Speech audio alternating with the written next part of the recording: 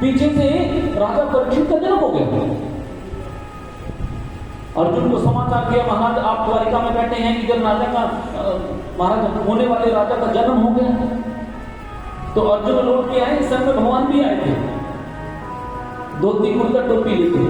और परमात्मा की सृष्टि का ऐसा दिव्य भक्त जन्म लेते ही पालथी मार के बैठ गया। कोई गोद में उठाता तो परीक्षण करते, ये भी वो नहीं है।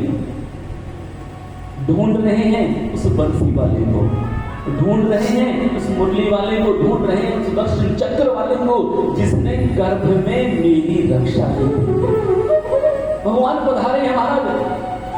आज भगवान की गोद में जैसे ही राजा परीक्षित गए हैं, एकदम से खिलखिला के हंसने लगे। यही तो है जिसने गर्भ में मेरी रक्षा की। महाराज आज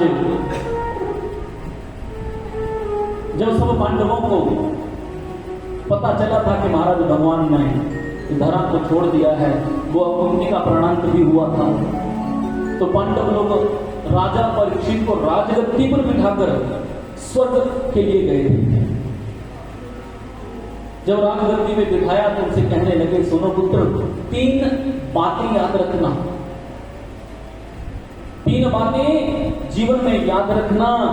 तुम राजा हो, राजा को अधिक धन कमाना चाहिए, बढ़ चढ़कर धन कमाना, और उस धन को प्रजा के कल्याण में दान करना, और शरण में शत्रु भी आ जाए तो उसे भी क्षमा कर देना। इतनी बात कहकर महाराज पांडव लोग स्वर्ग को गए हैं।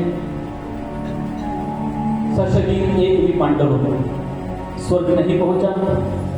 एक घड़ी एक मुहूर्त के लिए महाराज युधिष्ठिर जी को भी नरक दर्शन करना पड़ा था। इधर राजा परीक्षित का राज्य बड़ा सुचारू रूप से चल रहा है। बीच बीच में राजा भेष बदल कर अपने राज्य में घूमने जाते हैं महाराज, अपनी प्रजा का हाल जानने जाते हैं। आज मन में बात आई कि मैं खजाने में प्रवेश करता हूं। खजाने में प्रवेश किया है महाराज, और चमकते हुए मुकुट को धारण कर लिया। उस मुकुट को पहनकर महाराज निकले हैं घर से। जैसे ही घर से निकले हैं तो महाराज जंगल में प्रवेश करते ही एक कौतूहल भरा दृश्य देखा। एक पांव से एक बैल खड़ा है महाराज। उस बैल के सामने एक गौ माता खड़ी है, और उधर कहते हैं रो रही है माता। उस बैल ने कहा, देवी क्यों रो रही हो? मेरे 3 पांव किसी ने काट दिए, ये देखकर तुम रो रही हो? उस गौ माता ने कहा, महाराज मैं पृथ्वी हूं, मैंने गौ का रूप